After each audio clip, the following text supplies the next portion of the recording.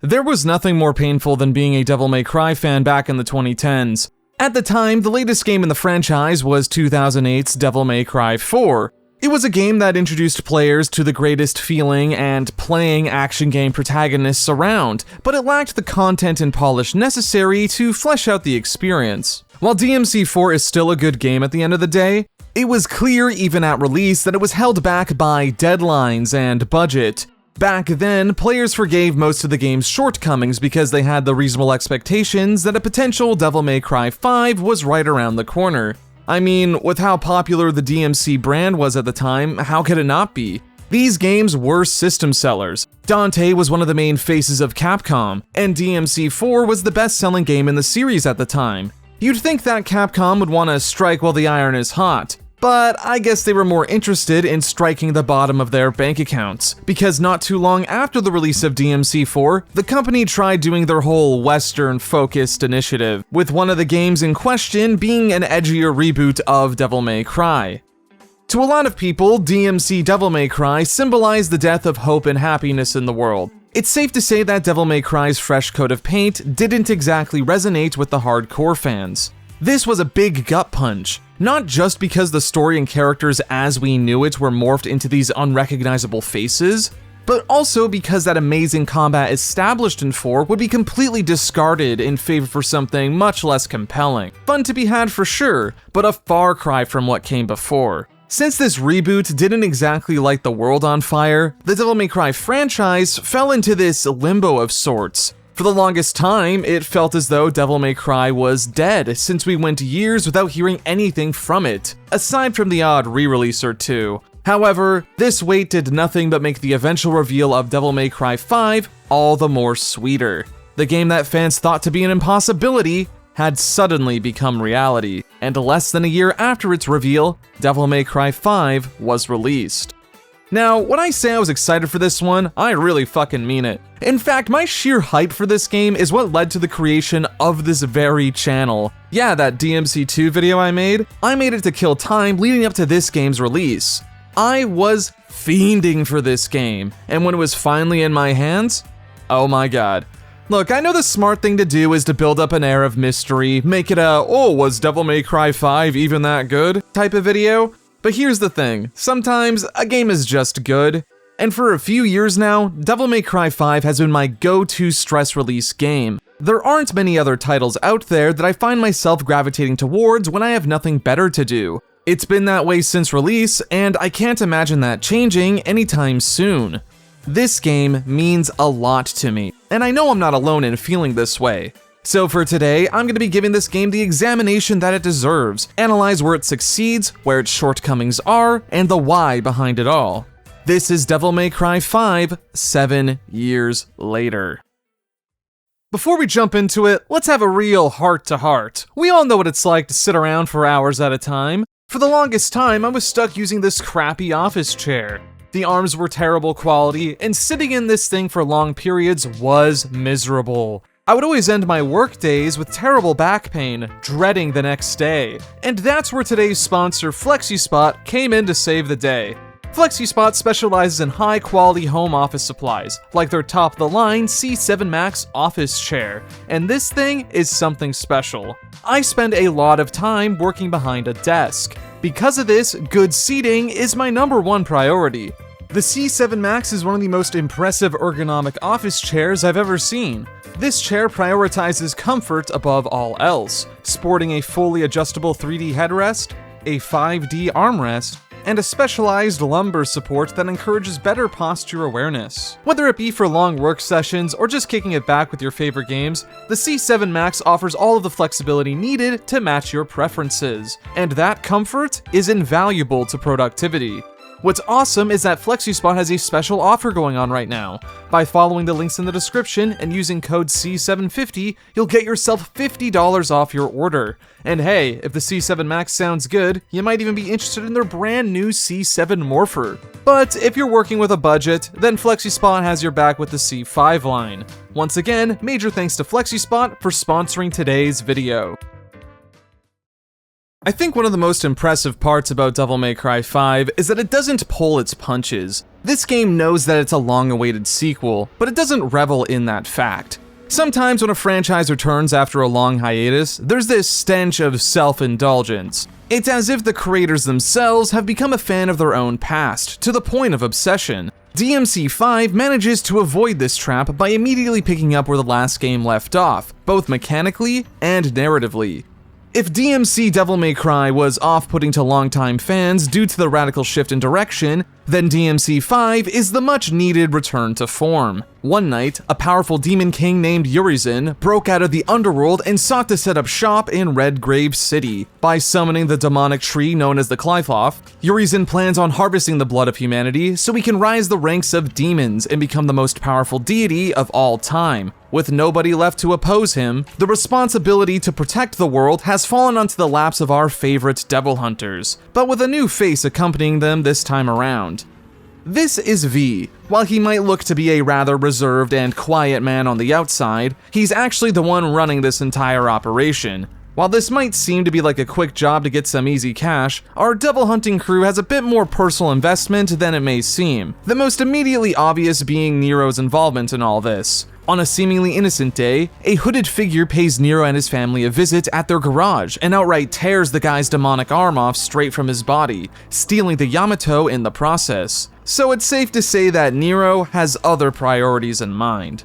The story of Devil May Cry 5 is short, to the point, and honestly pretty predictable. It doesn't take much deduction to figure out who certain characters are meant to be, what their roles in the stories are, and the direction it'll go in, at least for the most part. DMC was never a franchise that was lauded for its super deep or compelling narratives. Really, most people view the stories of these games as a means to an end. People like watching Dante and Nero do their devil hunting things, and if that's what you're looking for, then DMC5 is a return to form.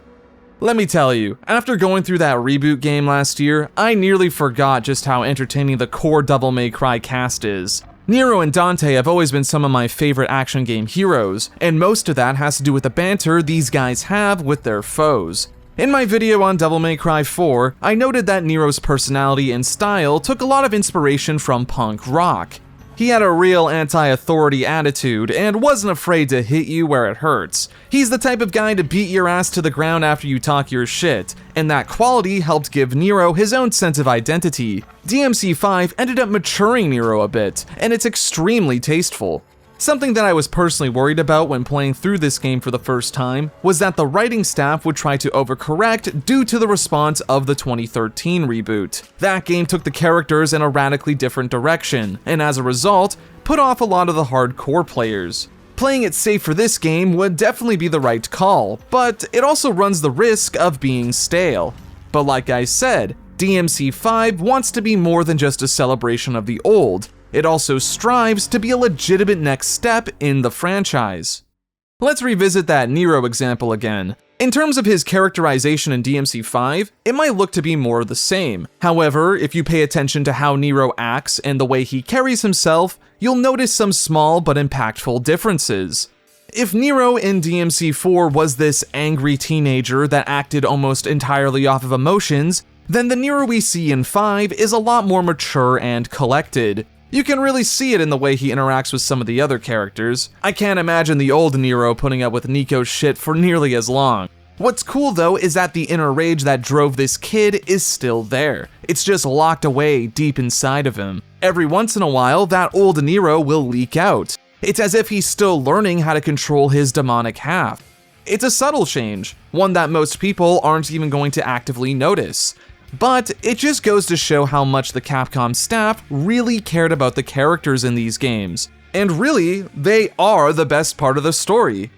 Going through this game for the first time felt like walking through your childhood home after it's been renovated. The foundation that you remember is left mostly unchanged, but every once in a while, you'll be caught off guard by a surprising change. Whether that be through the use of obscure returning characters, or the introduction of a brand new face. Dante, much like Nero, is mostly the same as you remember him, but with new subtleties in his dialogue and animation. You can tell that this version of Dante is a lot more reflective than he was previously. It's as if the years of demon hunting have finally caught up with the guy. While he can still pull up and get the job done when needed, Dante now has that chip on his shoulder that comes with age. He'll even occasionally reference one of his old jobs in a sentimental way. As a fan of the franchise, it makes me kick my little feet in the air hearing the stuff I remember, but it also adds to the character's personality. Sometimes fan service can be a good thing as long as it serves a purpose to the overall narrative.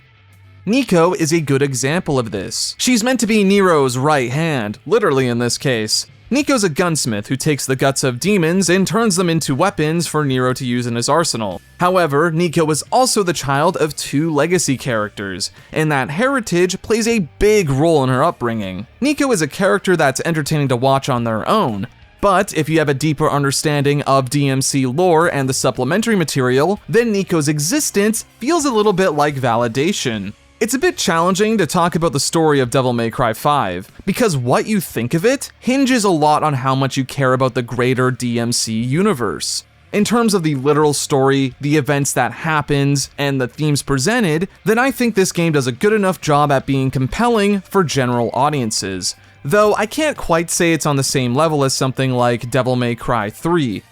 That game had a surprisingly compelling and layered story for an action game, one that I think stands heads and shoulders above the rest. It's a story that deals with themes like family responsibility, what it means to be human, and how we can rise above what's expected of us and become greater than we were before. It's not like high art or anything, but there was a lot of consideration put into the themes and storytelling. DMC5 does this too. To an extent, anyway. This game is more so interested in looking at the characters we're familiar with, examining how they got to where they were, and where these unstoppable gods stand with each other. As a fan who has consumed as much content involving this franchise as possible, this game's story appeals to me. I like how the passage of time affects the characters. It's cool to see that these people aren't just archetypes, but have actual depth and complex emotions. But that's not exactly appealing to anyone not already invested in this world. I bring this up not as a slight against DMC5, but more so as a warning.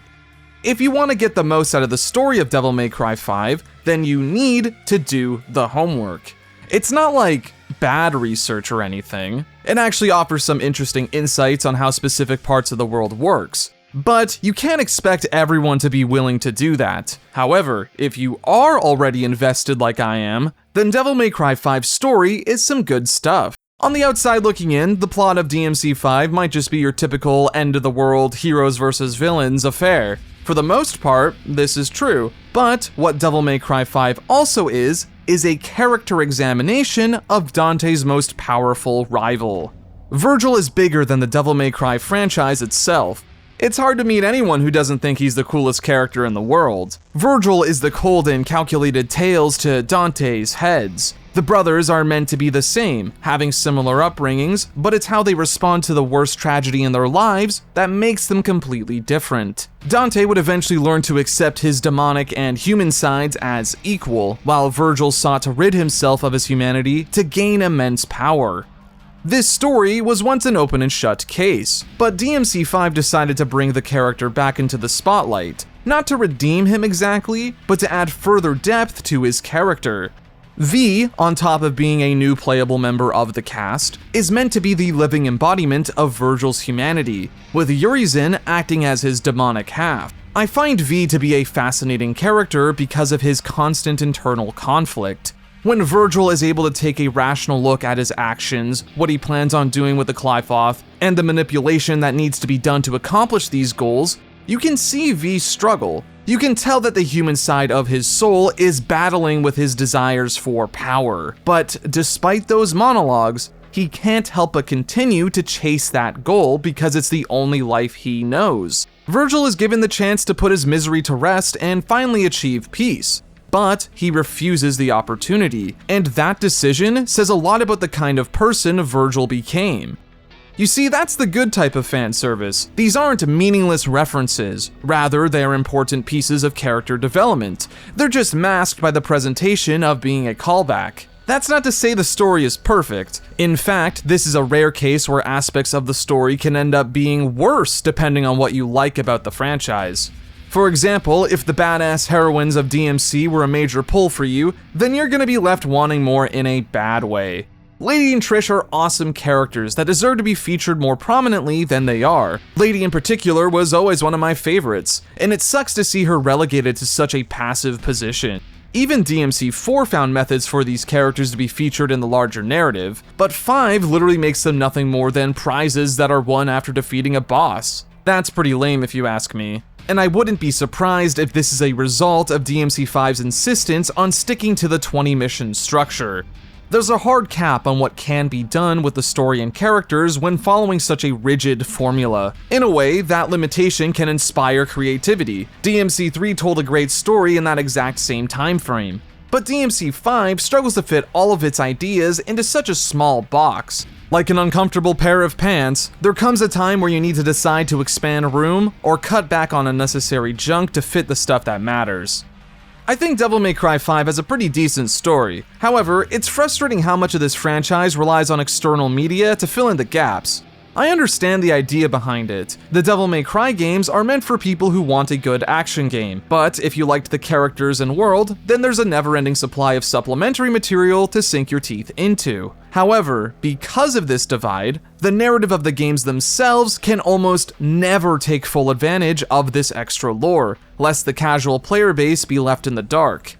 I think the last thing people want to do when buying the next Devil May Cry is to read pages upon pages of character bios just to know what's going on. That's more so Resident Evil's territory. Again, Devil May Cry was never the franchise where narrative is the main focus, but regardless, I still care about it and pay attention. The direction of self-examination could be worth exploring more in a future title, but if they want to do that, then I think it's time to let go of those archaic limitations and just fully dive into it. I don't know, maybe make it a spin-off to test the waters so that people don't start thinking the main series is gonna change forever or whatever. Overall, I found Devil May Cry 5's story to be entertaining enough. It's engaging, great payoffs for longtime fans, and is a nice return to form after that weird experiment from a few years back. DMC3 might have the more universally appreciated plot, but being second place isn't all that bad. When people were begging for the return of classic Devil May Cry, it wasn't solely because of the story. I mean, maybe Dante ruffled a lot of feathers, but it's safe to say that the primary desire for DMC's return was to see the combat we all know and love finally reach its full potential.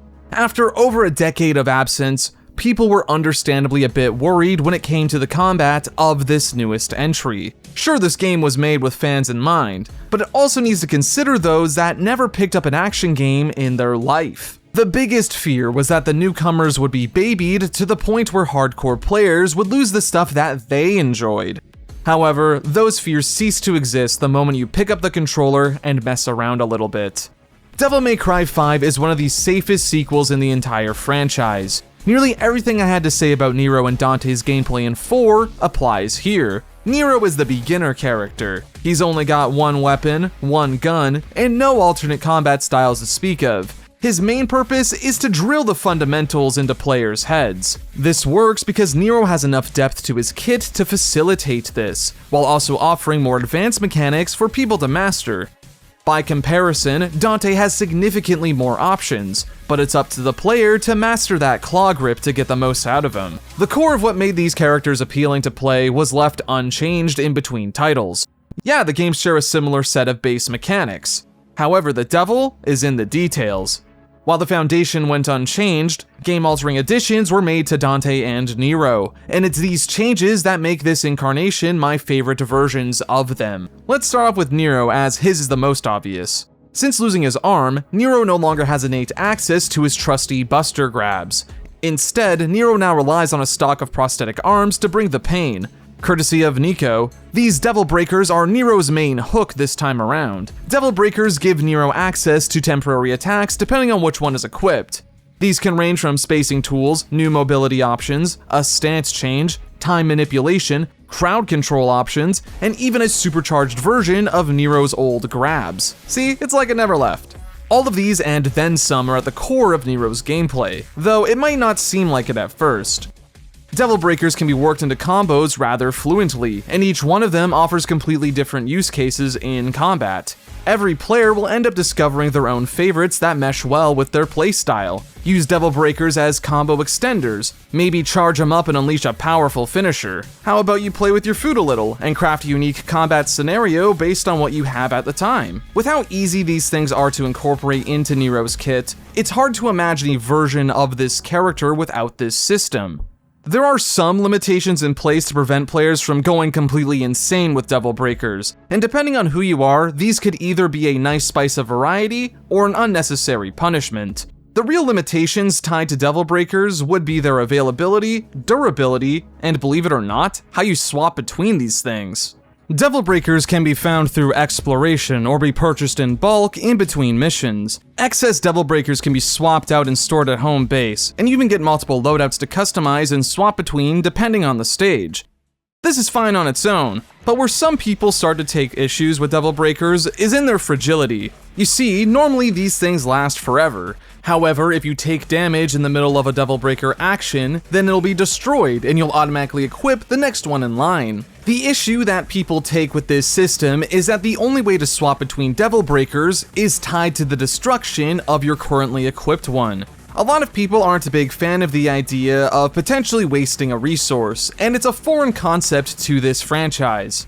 Normally in DMC, whenever you get some sort of combat upgrade or tool, it's a permanent part of the player. You don't buy Stinger with the expectation that it's a rental. You get the upgrade, and you keep it forever. Devil Breakers act less like that, and are more so a modern interpretation of old-school combat items. I think the psychological issue at play here is that using items in DMC is oftentimes discouraged. Healing mid-stage adds a penalty to your rank, making it more difficult to generate currency. Items also get more expensive as you buy them. These are meant to be crutches, tools that act as training wheels because you're expected to eventually wean off of them. On the other hand, Devil Breakers are literal attacks. The idea of having limited skills in this sort of game is a bit off-putting. Yet, this new direction for consumable items fits the franchise significantly more than what we had previously. What sounds more like an action game mechanic? Paying resources to heal, or spending them on temporary but powerful attacks? Swapping Devil Breakers through their destruction also fits Nero as a character more. He isn't exactly the type of guy to save the packaging if you catch my drift, so I can't imagine him meticulously swapping between tools. Nah man, use that shit till it breaks then get a new one. Hell, you can even manually detonate these things if you really want to swap to the next one in your stock. It even doubles as an attack, so there's strategy to be had. Devil Breakers are an awesome idea, and I find this addition rounds out Nero's kit. Nero was fun to play as in the last game, but I always felt as though he was missing that spark to push him into that legendary action character category. The Devil Breakers are like the secret sauce, that little kick that might seem small, but ultimately functions as a neat bow to tie Nero's gameplay together. And hey, if you really don't fuck with Devil Breakers, then you can always just ignore them. A piece of advice that's actually valid because when you beat the campaign for the first time, you unlock a lot of Nero's old abilities. So if you want, you can just play him how you could back in 4. This same line of thinking can be applied to Dante's updates too. While the foundation of his gameplay is the same, he's got a new set of tools to play around with, most flashy of which being his brand new transformation. I mean, I say brand new, but really, it's just an updated version of a DMC2 mechanic of all things. Much like Super Saiyan 2 was to the original, Sin Devil Trigger is Dante's new ultimate form. If the classic DT was a character enhancement, then Sin Devil Trigger is an entire character swap mid-battle. This form boosts Dante's strength to incredible heights and gives him access to all new attacks, though it's a little more cumbersome to use compared to the old transformation. You can toggle on and off the original Devil Trigger with ease, making it a great combo tool. Sin DT comes with much more commitment. On top of having to drain your DT meter just to charge the thing, once you enter Majin mode, you're locked into it until it wears off, at least if you're using the mechanic as it's presented. While you can fully prime into this ultimate form if you want to, I find that the real utility of this form shines when you find ways to incorporate it into your regular gameplay. For the first time, the style system actually matters to your game plan, since if you've got that triple S rank locked in, you're able to toggle in and out of Sin DT without wasting any resources, and fuck me is that cool. It feels amazing once you get the hang of it, and is a great reward for skillful play.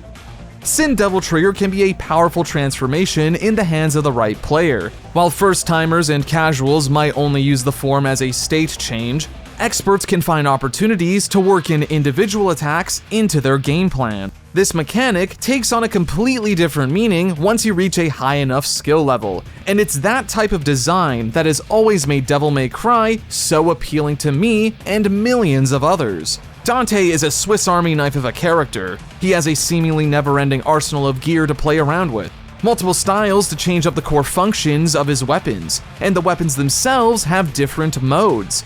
The best part is that Dante always has everything at his disposal. There's no inventory to manage or loadout you need to settle on. If you get a new piece of equipment, it's added to your stock. Game-altering upgrades are treated as just another trick up your sleeve, and that attitude is at the heart of the game's combat. Dante has little to no limitations. The only thing that can hold him back is the skill level of his pilot. Thanks to the sheer number of weapons at your disposal and how much depth can be found with each option, no two people will play Dante the same way. Maybe you're the type of person who sticks to using only their favorites, mastering and making the most out of the combos offered by Devil Sword Dante and the Swordmaster style. Maybe you like to hang out in the air, using guns and well-timed enemy steps to keep up the pressure and elevation. How about you roleplay as an uninterested badass? Someone who's so skilled that they don't even need to look at the enemies to block their attacks. Watch this Royal Guard. I once described Dante as a blank canvas, with his tools acting as your brush. Self-expression can come in many different ways, whether it be through intense choreography or just going with the flow. Players that have a good understanding of DMC5's mechanics and design can make this game look otherworldly. Like, have you seen the type of shit players have managed to accomplish? I only wish to be half as good as some of these people. But that's what's so great about this game's combat. You don't have to be the best of the best to craft a combat identity unique to yourself. All you need is the proper drive and enough commitment to fully dive into it. Devil May Cry has always been at the top when it comes to sheer gameplay mechanics. Out of all of the action games I've played, no other franchise scratches the same itch that this one does. There was a point in time where, after getting my work done for the day, I'd boot this game up and run through a few stages or tackle the Bloody Palace mode. Devil May Cry mechanics are so flexible and easy to understand that it's almost impossible for me to not want to experiment. If I find an attack that I haven't used in a while, I try to find ways it can be applied in my current stage run. Sometimes this does nothing but add a little bit of flair. However, with enough practice and creative thinking, it can unlock brand new combo routes that I never would have considered before. While the mechanical updates given to Nero and Dante undoubtedly flesh out the experience, I think part of the reason why DMC5 specifically connected with people is due to the slightly tweaked design and structure. This game has some of the better lineups of enemies featured in the franchise, with a mix of familiar faces and all new demons to take on. Enemies in DMC5 feel so much more considered than the ones in 3 and 4. Honestly, there's just a lot less bullshit to deal with in general this time around. I get that not everyone is a fan of the more pared back level design featured in the latest game. Things are relatively straightforward, rooms mostly serve as arenas for combat, and there's very little platforming to be found. Devil May Cry, despite being a combat game, is also an adventure game. At least, that's what the original intent was. But as the combat has evolved, that adventure side somewhat clashes with the main draw. There are a lot of portions in DMC4 specifically that drag out because of this.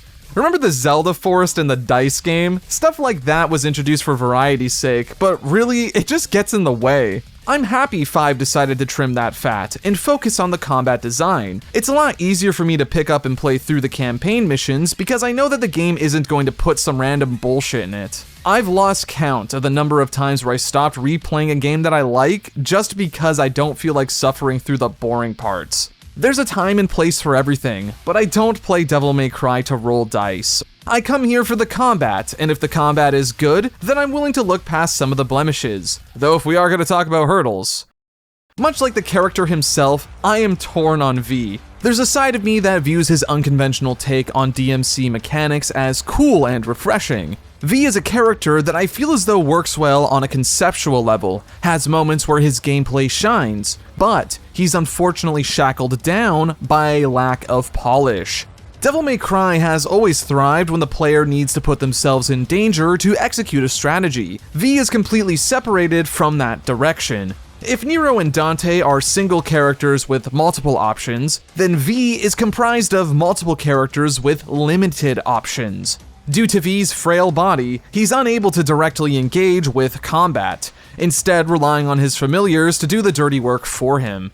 Shadow acts as V's melee option, with Griffin being used mostly for ranged combat. V's familiars can't kill enemies though, which is where the main man himself comes in. V on a baseline functions perfectly fine. The core idea behind his combat and what the designers want to accomplish with him is fulfilled. Sometimes I can have a lot of fun playing as him. I like how uninterested he comes off as mid-combat, almost as if the demons are nothing more than an annoyance. He also has some of my favorite taunts in the game, since he's one of the few characters able to input actions during the taunt animation. The problem I have with V, though, is that beyond his initial gimmick, he's honestly a rather shallow character to play as. V's familiars don't have a lot of attacks at their disposal, and while there is the potential to link them together in creative ways, the design of V's combat encounters don't facilitate this playstyle. The best way to play V is to rely almost exclusively on those big sweeping attacks. Those charge attacks Griffin has are basically what you're going to be having him do 90% of the time. Remember, V is a sitting duck, so the best way to keep the guy safe is by playing as efficiently as possible. The most consistent part about V is how inconsistent his attacks can be. This is my major problem with the character, and is the sole reason why I can't find it in me to dedicate time to mastering him. More so than any other DMC character, it feels like I, as the player, am constantly fighting the actions that V performs. Sometimes Shadow appears in front of the enemy when I attack, sometimes he doesn't. Sometimes Griffin will charge a move in front of the enemy, or he'll start charging it in front of V. Direction motions are also extremely finicky while playing as V. This is because, unlike everyone else, the inputs are based on the direction V is facing, not the attacking character. There are times where I find myself wanting to use the launcher or Griffin's dive attack, only for the wrong move to come out due to this strange rule. Hell, even his devil trigger feels weird. Instead of getting a transformation, V instead summons this hulking beast to rip enemies to shreds.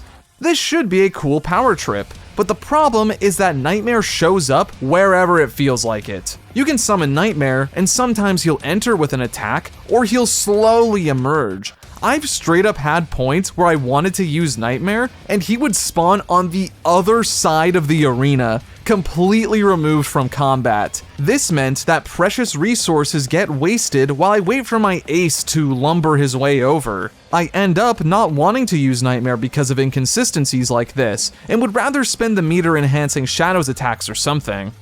I oftentimes feel desynced from the combat when playing as V, which is something that I never feel when playing as anyone else. I guess that difference does lend V a sense of identity, but it doesn't feel very good. I can tell you why and how I get S ranks while playing as Nero and Dante. I can break down their attacks, their functions, where they can be applied, and why they elicit the results they do. I can only sort of half do that with V, and that disconnection makes it fairly difficult to get into his combat. Capcom accomplished exactly what they set out to do with V. They wanted to create a puppet character that fights at a distance, and they managed to do it. It's just that it doesn't mesh well with the rest of the Devil May Cry franchise. It would be like if a fast-paced platformer like Sonic suddenly decided to slow down and become a combat-focused game or something. Sure, the mechanics have potential to be fun, and maybe the design isn't all that bad, but it just wouldn't mesh well with the established goals of the franchise. You come to Devil May Cry for intense melee combat, not to sit on the sidelines and watch it. I don't think V's gameplay is terrible, but there's a reason why he tends to be viewed as the black sheep in the playable cast. It also doesn't help that he low-key got booted for a more appealing option.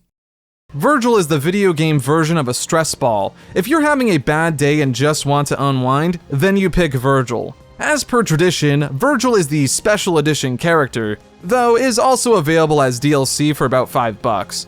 I like how, over the years, Capcom has slowly built on this character without caring about the balance issue he has. He was pretty good in DMC 3, was really good in 4, and is probably the best character in 5. It doesn't take much work to make Virgil a near unstoppable god, but if you do decide to grind out combo routes and get to grips with his perfect judgment cut mechanic, then watch and awe at the kind of shit you can pull off. There's not much for me to say about Virgil that I didn't already talk about in my DMC4 video. There isn't much of a difference between these incarnations aside from a few different attacks, I guess. I like how we've come full circle since Virgil now has doppelganger style. You know, the thing that he had in the reboot. It's cool that Itsuno and his team were willing to take inspiration from that game despite its mixed reception. There were some good ideas there after all, just buried under mountains of cringe. If you're struggling to get to grips with the more advanced combat offered by Dante, then his older brother actually does make for a good place to build those foundations. Virgil relies on jump canceling more than the rest, but still has his trusty trickster teleports to reset his position if you fuck up. Weapon swapping is heavily encouraged, but he only has 3 compared to Dante's fucking 12 or whatever. What can I say, it's just fun to rip guys to shreds while moving faster than the eye can see.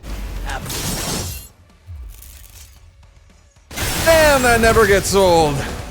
Devil May Cry 5 was the return to form that fans waited over a decade to see. For the longest time, this was some impossible game that was never going to come out. A dream that had been nearly forgotten for years. But not only did it come out, it was everything that I wanted at the time. This was the ultimate Devil May Cry package. Might not be a perfect game, but it's one that's true to itself and understands its core audience. Though, as the years have gone on, I'm starting to get a weird feeling of deja vu.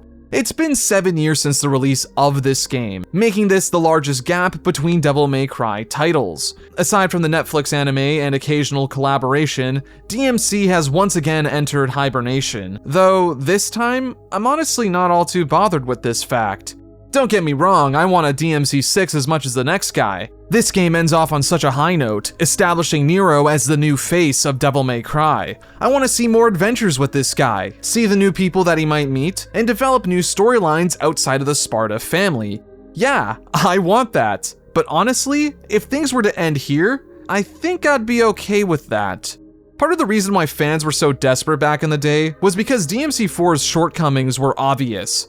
That game had so much potential to be much more than it was. We wanted to see what a realized version of 4 would look like, and lo and behold, that's what we ended up getting. In a lot of ways, DMC5's existence feels like an apology for those times, and I'd rather see the franchise go out with a bang than being stuck in limbo forever. Maybe there will be a day when I get to see my favorite Devil Hunters again, but until that time comes, I think I'm okay with settling for the best action game I have ever played. So, Devil's Cry, huh?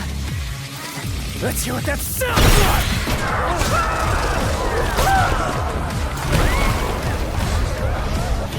So, what's your name? I have no name. I am but 2 days old. We've known each other a long time. You never had this much trouble. You gonna make it through this, Dante? Cheer up, crew cut. You taking notes?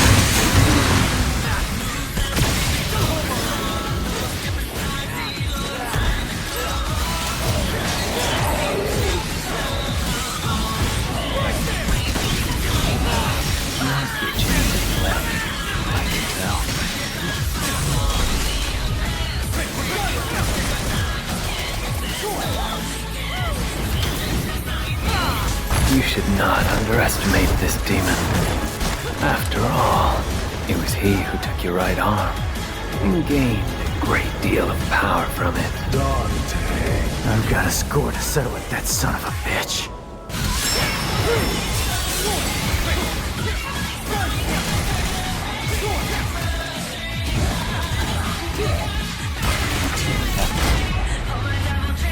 And separating regaining my human soul, I've realized how important everything was.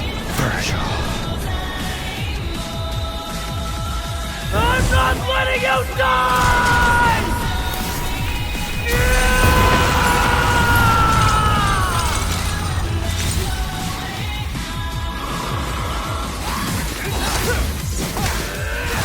Don't you dare say it! Jackpot!